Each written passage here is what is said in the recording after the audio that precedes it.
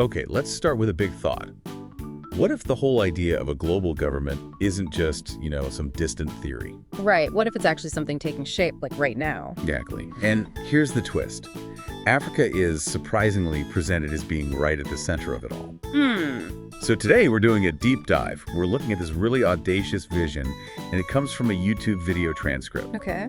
It's titled Breaking UN G20 Meeting, One Africa, One World Order, World Leaders Agree, from a channel called Supreme Africa Breaking News. Our mission here is to really unpack this bold vision of a One Africa government. And how it's being framed potentially as something bigger. Precisely, as a kind of prototype for what the source calls a beautiful one world order. It is fascinating, isn't it, how this particular source positions Africa, not just participating, but actually leading this whole proposed global shift. A driving force, yeah. We're going to try and get into the nuts and bolts of this plan, look at the claims around its global reach. And we definitely need to weigh the potential upsides against the risks they mentioned. Absolutely, critically. And the source kind of sets the scene, suggesting history is being made quietly, not just in big summits, but in diplomatic rooms, and even closed-door AU Zoom calls. Right, okay. So let's dive into that One Africa government part first. It's described as not just a dream anymore, but a live, unfolding political project. Which is quite a statement. And apparently, this is part of the African Union's most radical phase since its predecessor, the OAU, was founded way back in 1963. That signals a major shift. And it's not just a vague concept, according to the material. They detail specific components. Like what?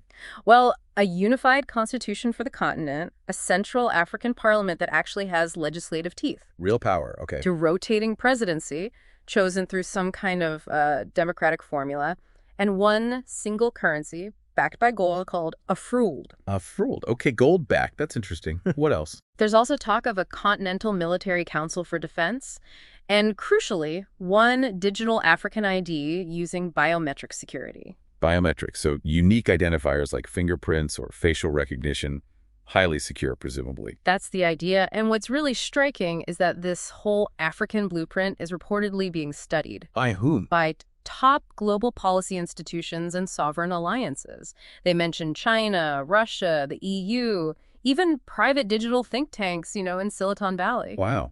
Why? Why Africa's model?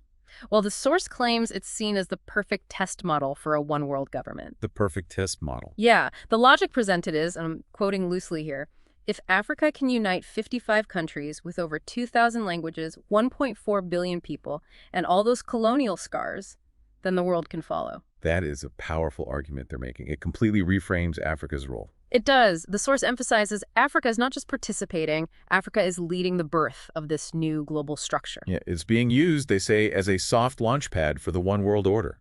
But, and this is a key qualifier they make, not in a bad way this time, Africa is in control.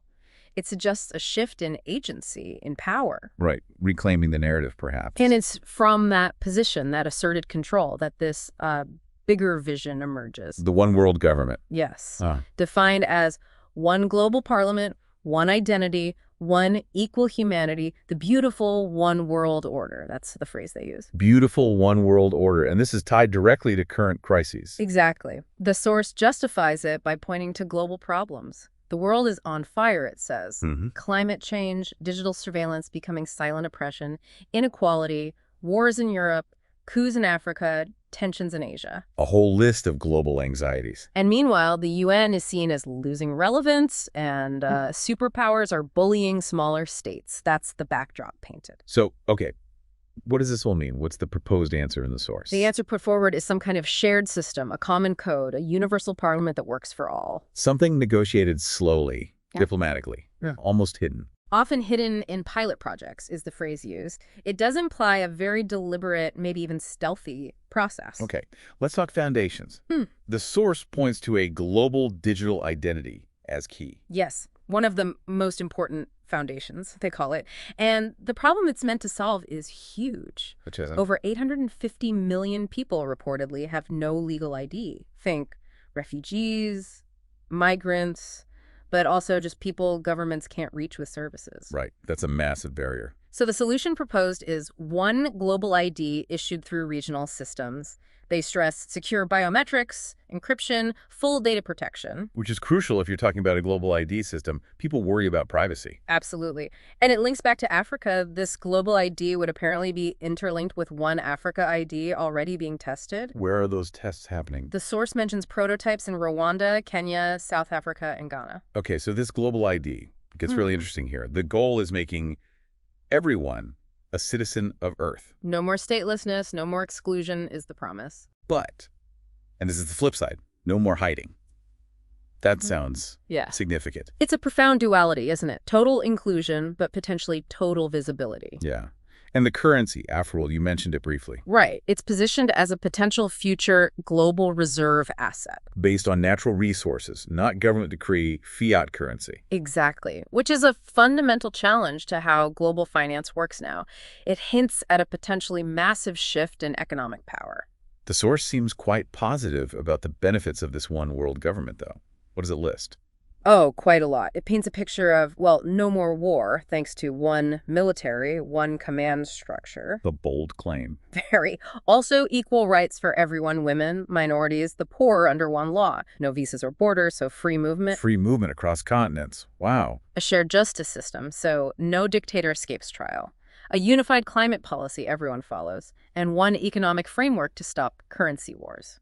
Sounds utopian almost. It really does. But surely there are risks. Does the source acknowledge downsides? Yes, and quite explicitly, which is important for, critical thinking. It lists major risks. Such as? Loss of national independence. Your country basically becomes a region. The potential for centralized power abuse. Global corruption could be worse, it warns. That's a sobering thought. Cultural erasure, too. The fear of losing identity, language, traditions. And linking back to the ID, digital surveillance, leading to total control via ID and devices. Those are huge risks. So why, according to the source, would people still support it? That's the core tension. The argument presented is basically, the current system is failing so badly. So the alternative seems less daunting. Perhaps. And the source argues the One Africa model shows it might actually be possible to unite without completely erasing identity. That's the hope offered. Who are the alleged architects, the people driving this within Africa? Does the source name names or? It gives code names based on what it calls secret memos and closed briefing. Okay, intrigued. There's Chairman Shadow, described as an AU advisory official close to the chairperson, who believes Africa must lead global restructuring. Lead, not follow. Okay. Then General Umoja, a retired AU peacekeeper, now a security analyst. He's reportedly designing military collaboration, crucially, between Africa, Asia, and South America without NATO influence. That signals a potential geopolitical realignment. Definitely. And third, the economist of Addis, a financial expert crafting the Afrold stability formula. The resource-backed currency. Yes. And his team is also reportedly advising on a one world reserve currency, also tied to natural resources, not fiat money. And these three, there was a call mentioned? Reportedly, yes. A roundtable call in May 2025 involving them, plus Chinese and Brazilian officials, the topic. The transition from continental unity to global unity. That suggests things are moving beyond just Africa. It implies a wider coordinated discussion, yes. And we even get supposed code names for the actual one world government blueprints. Someone called Protocol Black, identified as an AU technician who allegedly leaked meeting audios. The names mentioned are World Equity Network, Global Harmony Directive, and One Human Council. Wow. Okay, let's talk structure. This layered governance model sounds complex. Nations become territorial regions. That's the idea. National governments don't vanish entirely. So how would it work, practically? Well, the model suggests local governments handle things like culture, language, local education. Right, preserving local identity. Then continental bodies like the AU manage economics, military matters, the regional ID systems. Right. And finally, the world government deals with the big global stuff. Climate change, AI governance, international trade law, universal human rights, the global currency. So it's tiered. Does it give it an example? Yes, it says, imagine Zimbabwe as a region under Africa. It keeps local control, but the AU manages defense and economy for the African bloc, and the World Parliament handles existential threats. It's an attempt to balance unity and sovereignty, perhaps. Redefining sovereignty, maybe? That seems to be the concept. It raises that very question. Can you achieve global harmony by layering sovereignty instead of erasing it? And how does Africa's progress compare to other regions, according to the source? Well, it mentions Asia working on linked ID systems via ASEAN. Europe is already merging military procurement and border policies to some extent. We see that happening. South America is apparently exploring a continental court. North America is described as having quiet, tech-driven alignment, shared cloud systems, banking policies, border integration. So things are happening elsewhere, but Africa's perceived as moving fastest. That's what the source claims. The reasons given are the AU is already a functioning continental body, they have the Afro-World Currency Project, and there's strong political will after centuries of division. Okay, but the big question remains. Culture, religion, identity.